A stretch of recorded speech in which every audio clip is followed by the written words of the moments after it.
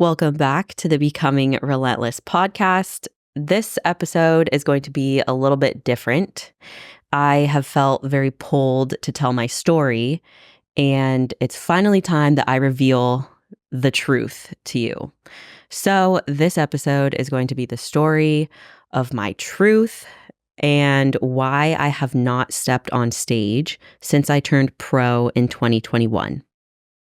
Now, when we talk about becoming relentless, what does relentless mean? What does that require?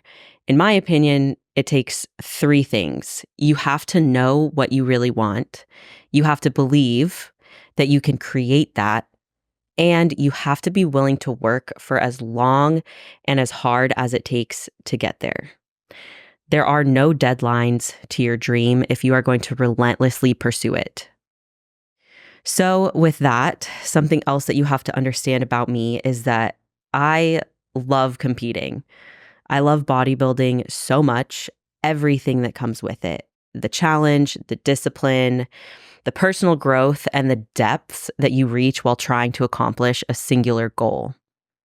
But also just the ability to get on stage next to other people who worked just as hard as you did, and everybody gets judged against the same criteria and then placed.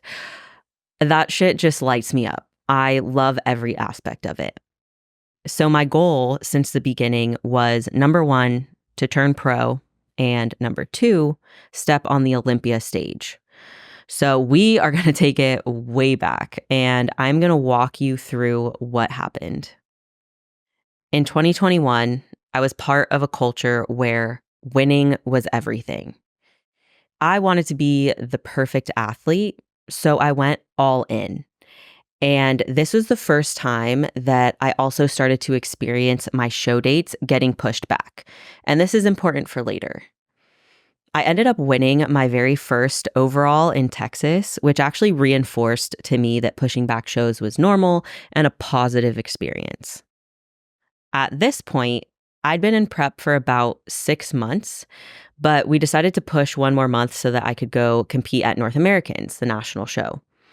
Now, this was going to be my second national show ever, and not only did I have the pressure of going pro on my shoulders, but I was also being told that I should go win the whole show. I ended up placing third, but I felt like a complete failure. And in reality, third place at a national show is a win. But the pressure to win over everything else at that point was so great. But like any fierce competitor, I decided that I wanted to push to the national championships in December, which was then 16 weeks later. So at this point, I have been in prep for most of 2021, and still to this date, it's my hardest prep experience. At about 3 weeks out, the pressure to win was ramping up and really starting to impact my self-worth.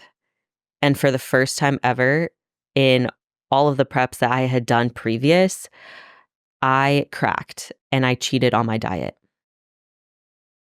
Anyone who has been in a contest prep and felt that urge and maybe even succumbed to it, you know the massive guilt and shame that comes with that mistake.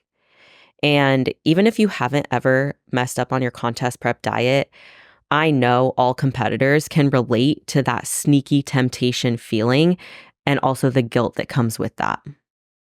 This was a really hard lesson. It's one that I've never forgotten because I remember feeling so defeated. But I did also know that 3 weeks was enough time to salvage if I could give it my all.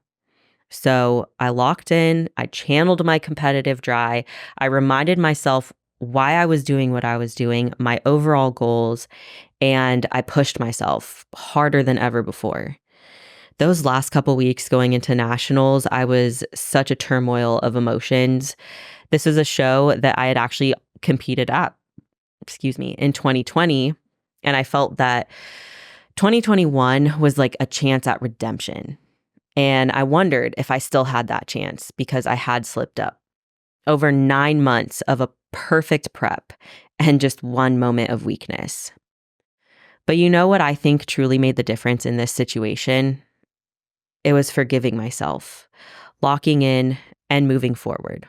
I truly believe that that mindset shift, that forgiveness, and the resolve to learn my lesson and never repeat it is what helped me in overcoming that adversity. Ultimately, it led me to earning my pro card that December 2021. I was so proud. This is such a high moment. I had just achieved one of my biggest goals. I was over the moon. Could not be any happier with the entire year, even though my personal life was a mess. My career was stagnant. I was working corporate. I was just skating by. But I was so proud of myself for accomplishing this one big goal that I'd had. And I knew, okay, the next step is how can I get to the Olympia? That's my next goal. Now, I had been to several posing seminars where there were the best pros in the sport, the best Olympians, top 5, and they all told me that once you go pro, you should compete pretty quickly after that, like almost right away, just to see where you land. You went pro for a reason. The judges chose you. They see you in the pro league. So, of course, with that knowledge in my head, I wanted to pro debut. But I had also started online coaching during my prep, and I was then hired onto staff for a bigger team.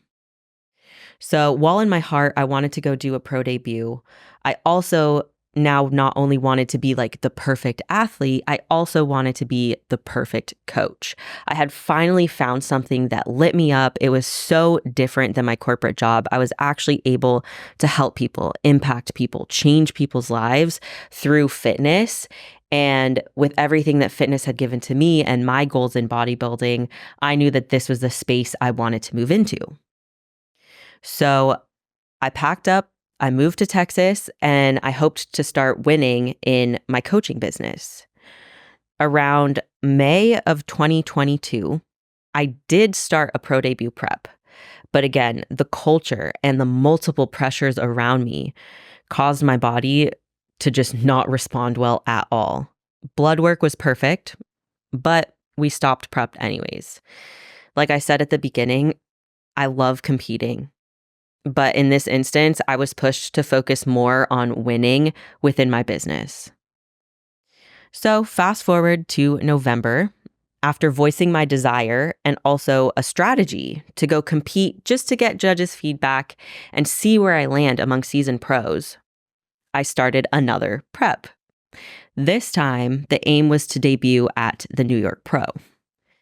Keep in mind, this show is in May. I was over the moon, though. I could not wait to step back on stage. I could finally get some relevant feedback. Because all of this time, when I stepped off stage from 2021 as a pro, I conducted myself as such. I never missed a beat. I trained, I dieted, I posed. I did everything that was asked of me in effort to be that perfect athlete, as well as perfect coach. Everything. Unfortunately, in 2023, I would say this is where I fully lost my voice as an athlete.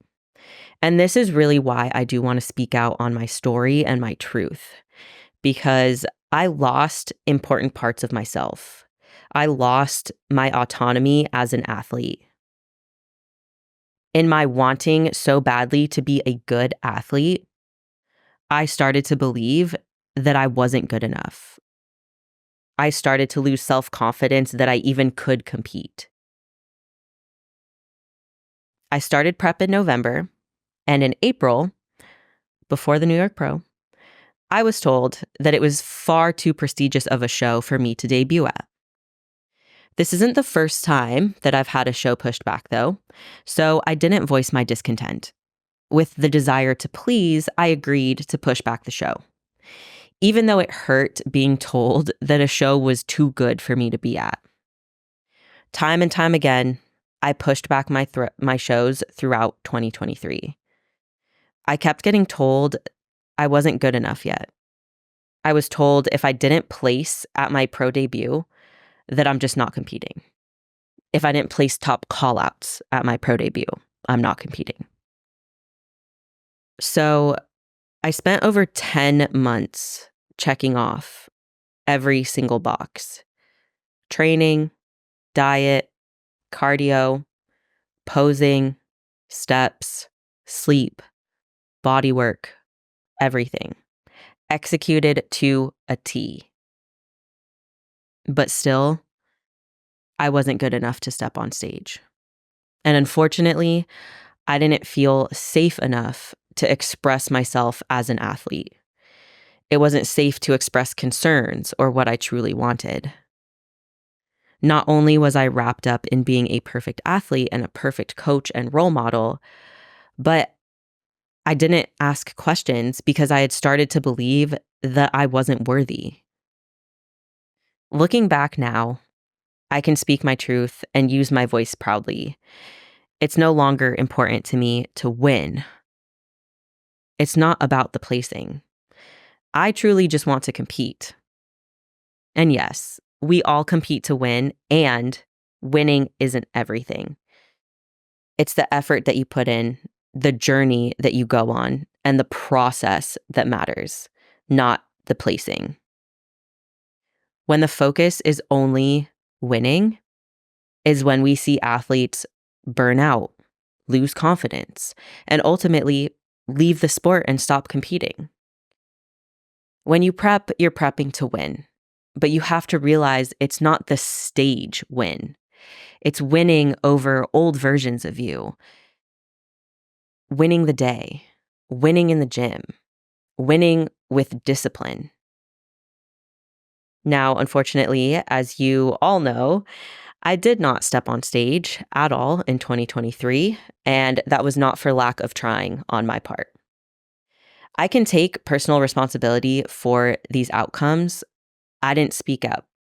I didn't voice my desires. I didn't feel safe enough to express my authentic self and to act with autonomy as the athlete. As tough as 2023 was, it's helped to open my eyes to the struggles that so many of us athletes go through. I want to bring awareness to behaviors that are not okay in the industry. I want you to know that as an athlete, you have a voice and a choice. Becoming Relentless isn't just a catchy name for my podcast. It's my way of life. Becoming Relentless takes those three things. You have to know what you really want. You have to believe with every fiber of your being that you can create that. And you have to be willing to work as long and as hard as it takes to get there. I want to compete. I want to step on stage. I want to climb the ranks of the pro league show by show and year by year. It doesn't matter to me how long it takes. I will step on that Olympia stage. I am relentless. I have a voice and I'm not afraid to speak up anymore. This is my story, and there is so much more to come. But for now, I will leave y'all with this. You can't compete on the sidelines. The best way to compete is to actually be on stage.